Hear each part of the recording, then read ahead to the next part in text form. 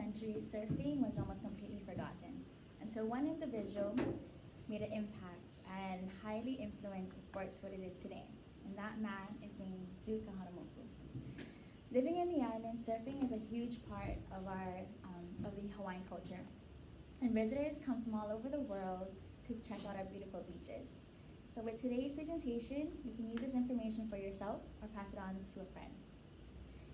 And so I've learned how to surf 7 years ago, and I did it throughout high school with my friends. And once in a while, I'll jump into the water with my dad when each of us aren't working. And with that and recent research, I put together a handful of tips to share with you folks and for beginner learners to know how to surf and possibly catch their first wave. So I'll now like to move on to my first part of my topic, which are tips you should know before entering the water. This includes utilizing the board, and that's how to pick the right board for your experience level and how to position yourself on the board. So picking the right board, based off of surfscience.com, they suggest 3 types of boards that beginners should pick, which are the long board, fun board, and a hybrid board. All 3 are really great boards to balance on. They're super buoyant, which means that you'll float easier in the water. And they're designed for your body to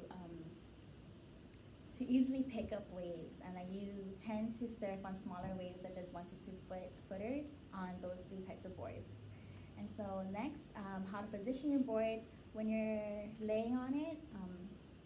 Usually most people will practice, or they want to practice in shallow water first or even on land.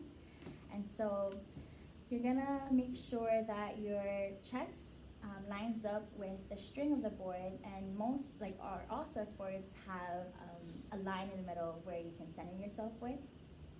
And you're going to make sure that your feet are together, your chest, just picture it as if you have a small inflatable beach ball underneath your chin. And so that's how much you're gonna wanna arch your back, not too much, but just enough where that little ball is holding your chin. And that's how you're going to pick the right board and how to position yourself upon it before entering the water. My next points are going to be tips you should know once you're in the ocean, and that includes how to read the water, how to catch a wave, and things and tips you should know in order to catch your first wave. Okay, so there are 3 common types of waves that beginners should look out for, which are a left, a right, and an A-frame wave. If you're looking out into the ocean from the shore, you're gonna see water facing towards the right side. However, from the surfer point of view, that's considered a left because that's the direction your body is going in. It's the same concept, however opposite. When you see the water pushing towards the left side, you think, oh, that person's going to left, but honestly that's considered a right wave because that's the direction your body's facing in.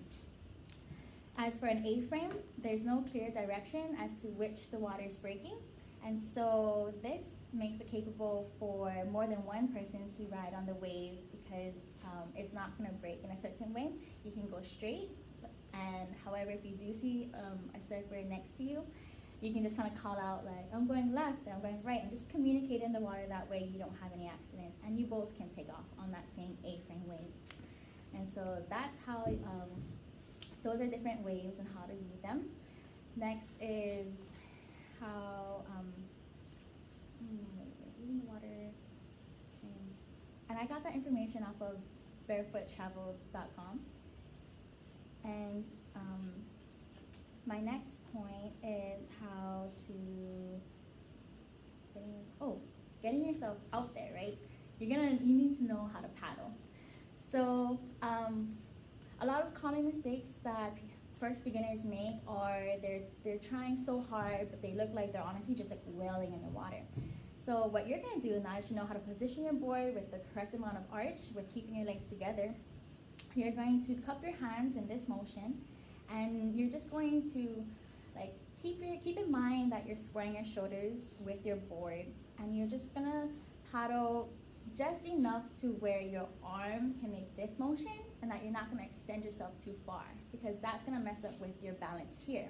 So by keeping your arms just straight in line with your board and cupping, you use your optimal power, and that's how you're going to travel in the water much faster to get to where you need to be for the water. And with those paddling tips, identifying the wave, you're going to first observe the lumps that are traveling towards you, and in those lumps you're going to try and look for the highest part of the peak, or the highest part of the wave, which is known as the peak. As you paddle towards the peak, you're going to turn your body around as quick as possible, and as you feel the water push you with a couple more strokes, powerful strokes, and you're going to pop up, that's how you begin to, that's how you're going to catch your first wave. In terms of popping up, which is the next breakdown of how to catch a wave, it's you're gonna extend your arms out onto your board as if you're doing a push-up, and bring your front leg quickly underneath your chin. So just imagine that you're on your board, and I'm gonna extend my arms, and I'm gonna wanna bring this front leg up here, and your back leg, you're just gonna like quickly kind of have it in a diagonal position, and you want to be in sort of like a squat, not too low, but like just like midpoint. And depending on each person, they're different. Either if your right leg or your left leg is gonna come forward first. So that's something that you have to practice in the ocean. I mean, in like on the sand. That way you can know where to put your leash on and face your cord outwards. This is a lot to go over in my time frame. However, I'd just like to preview my points again. So before getting into the water, beginner surfers should identify what board to use for their experience type. And I've taught you how to read waves. And I've also gone over what you should do once you're in the ocean, which is how to identify where to go in the waves and how to pop up and take your first ride. I remember my first wave as if it was yesterday. The adrenaline I felt was nothing like I've ever experienced. However, it was super exciting. And however, it was calming, and I was terrified, yet I was super excited. And I know that once you all catch your first wave, you'll never forget the feeling.